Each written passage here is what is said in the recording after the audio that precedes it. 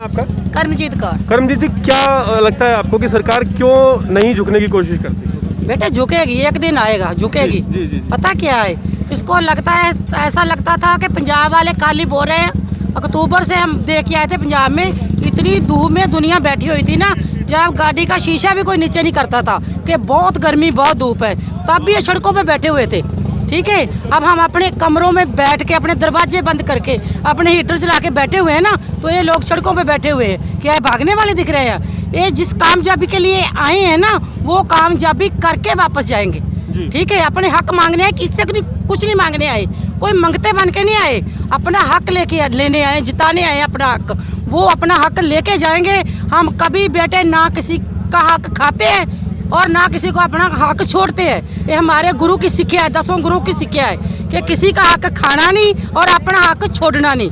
बेटे हम नहीं छोड़ेंगे, अपना हक लेके जाएंगे, चाहे 10 मिनट के कर ले, 20 कर ले, 100 कर ले। हमारे किसान भरा कह रहे हैं ना कि हम 6 महीने का राशन लेके आए, 6 साल भी बैठना पड़ेगा ना, तो ये बैठने के लिए तैयार है। और हम भी, चाहे हम दिल्ली में बैठे हैं ना, मैं भी एक सिख, मैं किसान की बेटी हूँ, किसान की नौ हूँ। ठीक है, हम भी इनके साथ हैं, बच्चा साथ है।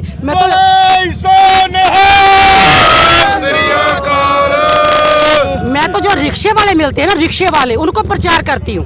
मैं बोलती हूँ जो रिक्शा चला के पेट भर रहे हो ना, ये खाली रिक्शे से नहीं भर रहा, ये उन किसानों भाइयों के घर से आ रहा है जिससे पेट भर रहा है। ये जो नेता लोग हैं जो अमूमन टारगेट करते हैं किसानों को और उनके ऊपर प्रश्न चिन्ह लगाते हैं कि किसान नहीं है, बहुत ज़्यादा उनके पास पैसा कहाँ से आ रहा है, या खालिस्तानी भी कह देते हैं, वो जो रोटी खाते हैं वो कहाँ से आती है? बेटा पता क्या, इन लोगों ने हमारा इतिहास पढ़ा ही नहीं है। जी, जी, जी। ठीक है, ये लोग कहते हैं पाकिस्तान से आ रहा है पैसा। जी, जी। मेरे को ना हिंदी में मेरी जुबान अट जाती है, पंजाबी में बोल सकती हूँ। आप हिंदी पंजाबी में बोल लीजिए। हाँ ठीक है, ये सोचते हैं कि अत्तवादी हैं जी, इनका उधर से पैसा आ रहा है, इधर से कोई नहीं आ रहा। ना हमारी कोई हिम्मत है, हम नहीं कह रहे कि हम किसान हैं तो हम पैदा कर रहे हैं। जो हमारी पहली पातशाही गुरु नानक साहब है ना, उन्होंने अपने हाथ से हल चलाया और सच्ची उच्ची किरत करी, वो किरत करके हमारी झोली में डाल के गए वो। ठीक है, ये उसी को भाग लगा हुआ है। जो 20 रुपए का लंगर हमारे गुरु साहब ने लगाया ना, ये वो ही लंगर चल रहा जो आप आगे पीछे देख रहे हो।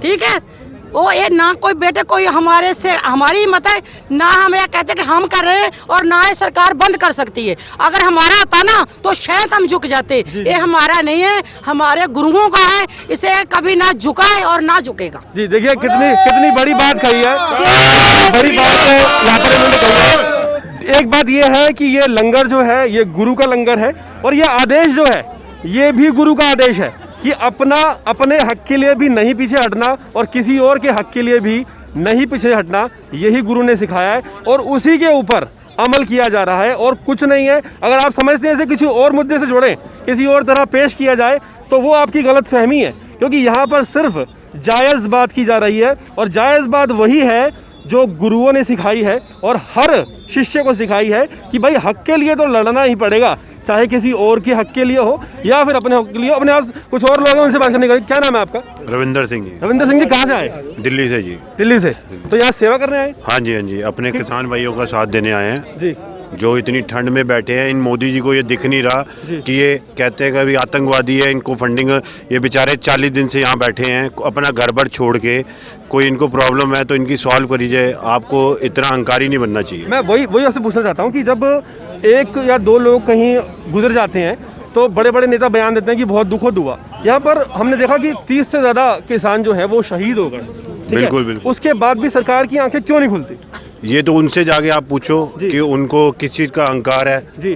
कि सत्ता का अहंकार होता है ये। जी जी जी। कि सीट पे बैठ जाओ, उनको नीचे कुछ नहीं दिखता, बस उनको सीट मिल गई, अब उनको किसी पब्लिक से कोई मतलब नहीं है। जी जी जी। तो क्या लगता है कि कब तक सरकार को इस बात को समझ में आएगी? ये तो सरकार को मानना पड़ेगा।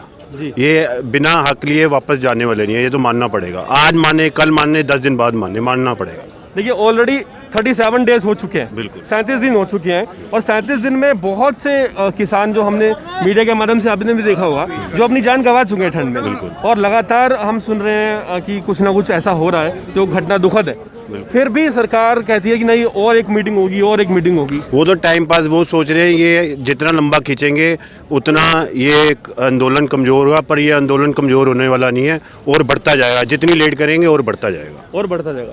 चलिए, ये हमारे साथ एक साहब थे जिन्होंने ये बताया कि फ़िलहाल अगर ये आंदोलन लंबा किया जा रहा है उसके पीछे साफ मंशा यही है कि किसी तरह से किसान थक जाएं और वापस रहें। लेकिन मैं आपको बता दूं कि मैं यहाँ पर हूँ और पूरे एरिया का निरीक्षण करके आया हूँ, कहीं से 1% भी नहीं लगता कि ये किसान यहाँ से टस से मस भी होने वाले हैं। साथ में हमारे लगातार लोग हैं, बात करना चाहेंगे। आपका क्या नाम है? हरजिंदर सिंह। हरजिंदर सिंह जी कहाँ से आए हैं? मोगा जिले। मोगा जिले से आए हैं। तो क्या लगता है, मतलब ये जो किसान आंदोलन चल रहा है कब तक उम्मीद लगती है, ऑब्जर्वेशन क्या है? मतलब जब तक के 3 कानून खत्म नहीं होते तब तक चलेगा चलेगा ही। हाँ जी। नहीं, कानून तो चलेगा, मतलब नहीं। सरकार कब तक मान जाएगी? जब तक सरकार मानेगी तब तक ये, जब मान जाएगी तब ਅਸੀਂ घर में चले जाएंगे अच्छा जी, वापस। जब तक नहीं मानेगी हम यहाँ पर तरने पर जारी रखेंगे। जारी रखेंगे। हाँ जी। चलिए, बहुत बहुत शुक्रिया। आपका क्या नाम है? जसलीन। जसलीन, कहाँ से आई हैं आप? हम दिल्ली के ही लोकल हैं। दिल्ली के कहाँ से रहने वाले हैं? आदर्श नगर। तो यहाँ पर जब आप आए हैं तो एक सेकंड काट देना। ये जसलीन कहाँ से आई? हम आदर्श नगर से आए हैं, दिल्ली। आदर्श नगर से। तो कितने दिन हो गए आपको यहाँ पर? हम अभी आए हैं किसानों के पास, किसानों की सहायता करने, उनके लिए लंगर पानी का सामान लेके आए हैं। जी। तो आप वैसे क्या करती हैं, बाय प्रोफेशन आप क्या करती हैं? मैं 12th में पढ़ती हूँ। 12th में पढ़ती हैं। हाँ जी। आप एक पढ़ी लिखी लड़की हैं। हाँ जी। आपको ये सारा सिनेरियो देखकर हाँ जी। क्या समझ में आता है? मुझे ये समझ में आता है कि किसान जो कर रहे हैं वो अपने हक के लिए कर रहे हैं और उनको उनका हक मिलना चाहिए, और वो इतना संघर्ष कर रहे हैं अपने हक के लिए, इतनी ठंड में कर रहे हैं, और साथ ही साथ अपने लिए नहीं और जो लोकल लोग हैं उनको ज़्यादा फीड कर रहे हैं। वो कि जो पंजाब के जो किसान आए हैं वो तो लंगर खा ही रहे हैं, पर जो लोकल आसपास के लोग हैं वो उनसे ज़्यादा डबल खा रहे हैं। नहीं, जैसे मुझे पता चला था यहाँ से कि यहाँ 35,000 फैक्ट्रियाँ हैं और उन सब की जो है जो खाने पीने की व्यवस्था फ़िलहाल यहाँ पर किसान ही कर रहे हैं, उसी के बारे में आप कह रही हैं? मैं एक जनरल बात भी कर रही हूँ कि जितना यहाँ पर ये जो प्रोटेस्ट आप लोग देख रहे हैं, रोज़ आप लोग कुछ ना कुछ नेगेटिव भी सुनते हैं, पॉजिटिव भी सुनते हैं, बट जो मैंने सुना और जो मैंने अभी देखा है अपनी आंखों से कि जो पंजाब वाले हैं, जो असली किसान हैं, वो जो लंगर सबको दे रहे हैं, वो जितना खा रहे हैं, पर जो लोकल आसपास के लोग हैं वो उनसे डबल फीड हो रहे हैं। कि मतलब वो खुद तो सही हैं बट आसपास को भी, सराउंडिंग्स को भी एक क्लीन वे में सही रख रहे हैं और सबको साथ में फीड कर रहे हैं। जी देखिए, एक और अच्छी बात सामने आ रही है कि देखिए अक्सर जब धरने प्रदर्शन होते हैं तो ये सुनने में आता है कि आसपास के लोगों को परेशानी हो रही है, लेकिन यहाँ पर क्या है कि जब से ये किसानों का आंदोलन चल रहा है, जो आसपास का जितना भी आवाम है उसको इससे डायरेक्टली फ़ायदा मिल रहा है। कैसे मिल रहा है? क्योंकि यहाँ पर लंगर लगातार गुरु का जारी है, और उसी तरह से जैसे किसान भाई लंगर में शिरकत करते हैं और खाते हैं, और जिस तरह से गुरु का ये लंगर चल रहा है, वैसे ही बाकी जो आवाम यहाँ का आसपास का है वो भी फीड किया जाता है, लोगों का कहना है।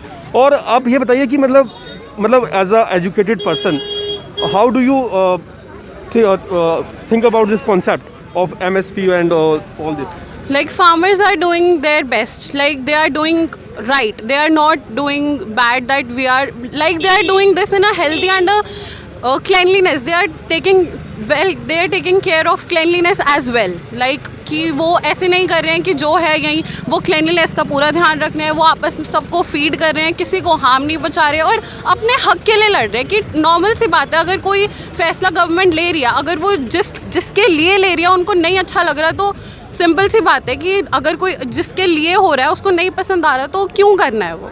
जी, जाहिर सी बात है कि जब कोई बड़ा फैसला सरकार लेती है तो अक्सर उस तबके से पूछा जाता है, एक मीटिंग की जाती है या विचार विमर्श किया जाता है कि ये फैसला आपके लिए लिया जा रहा है, क्या आप इससे सहमत होंगे या नहीं होंगे। लेकिन जहाँ तक हमने पिछली रिपोर्ट में भी आपको दिखाया है कि ऐसी कोई मीटिंग किसानों के साथ नहीं की गई और ना ही उनसे परामर्श किया गया कि ये कानून आना चाहिए या नहीं आना चाहिए। फिलहाल और भी लोग हैं हमारे साथ। आपका क्या नाम है?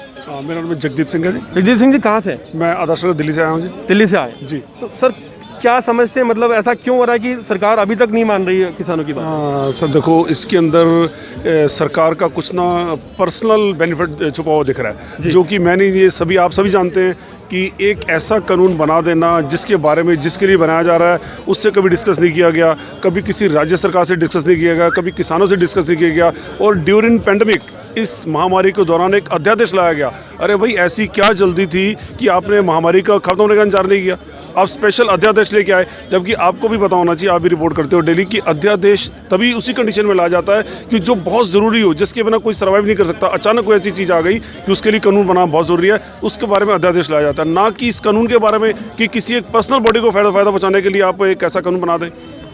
जी देखिए, साफ कहना है कि कुछ तो मजबूरियां रही होंगी, कुछ मजबूरियां सरकार की तो हैं ही जो साफ नज़र आती हैं।